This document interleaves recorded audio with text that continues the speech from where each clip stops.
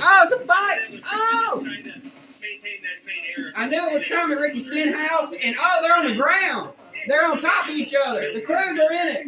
They're throwing tires at each other. Fired up, and we've got a fight going on right now between Kyle Busch and Ricky Stenhouse Jr. He waited. Those two. Oh, they're still fighting. They're in the haulers fighting. People's getting thrown.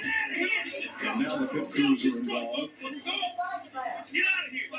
I see punched noses and bruised skulls. Stenhouse apparently did not contact Kyle Busch, who thought that Ricky ran him up and into the wall and then turned Stenhouse into the wall and out of the race. Well, he did contact Kyle Busch. Right there.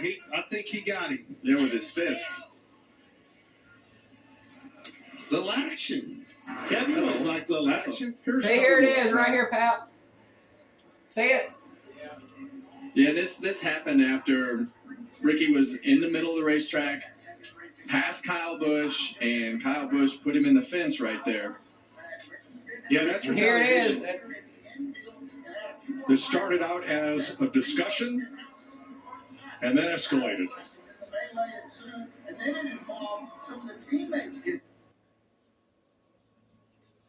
What happened? With Denny Hamlin. Denny started 11th, worked your way all the way up to second place. I know there's a little debate on whether you wanted tires at the end there or not. Ultimately decided not to. Could that have made a difference? I don't know. I mean, I needed more of an advantage to pass for sure. I mean, I would run to him, and then you couldn't pass. You just would lose a little bit of air there, and I'd give my car a break. I try to run to him again. You got to be so much faster to get around. So, hats off to, the track and NASCAR and Goodyear for giving it a try. And certainly, hopefully, we learn something here for future short tracks. But headed for our whole Mayor's Tire team. But, I mean, at least we had an exciting fight in the end. We got something to talk about. So, thanks, Danny.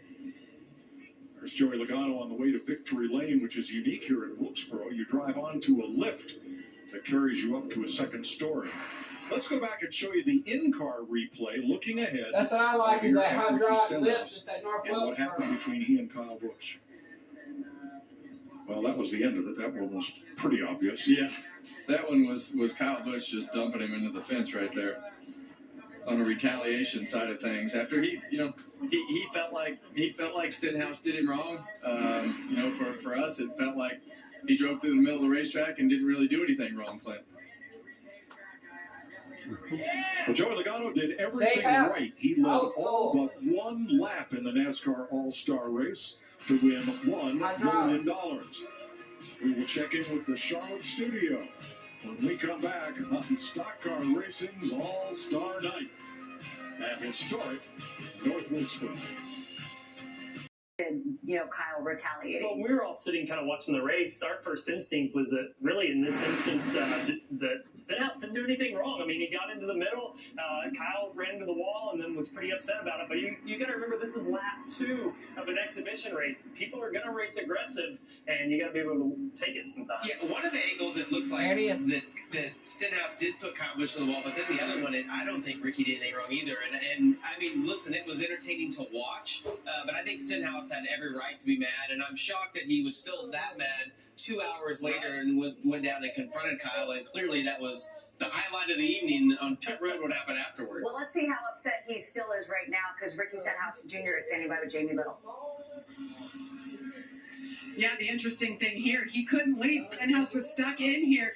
And Ricky, you told me at the end of that first interview after the incident, you may have to hold my watch. You weren't joking. Was this pent-up anger from just this moment, or does it go back beforehand? I felt like Kyle and I have always raced each other really hard.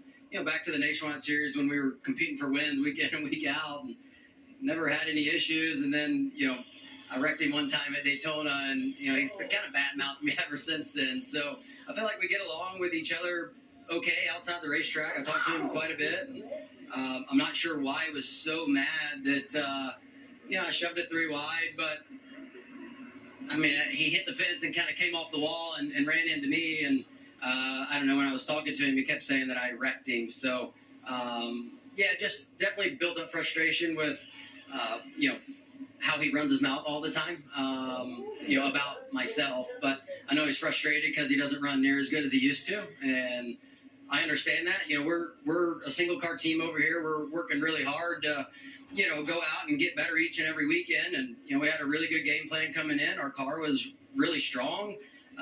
Yesterday Friday in practice, I was looking forward to running to the front. I think we'd passed a couple cars there, and I was excited for the rest of the night. And he ruined it. So yeah, being stuck in here definitely doesn't help the frustration.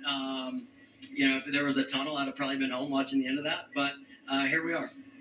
So where do you go from here, Ricky? We're gonna go on to Charlotte. Charlotte's a really good racetrack for us. And, what about you and Kyle? I don't have anything else for them. If we want to do a charity match, I would do that for raise some money for maybe a NASCAR Foundation or something. That would be fun. But really, other than that, I don't have a whole lot for them.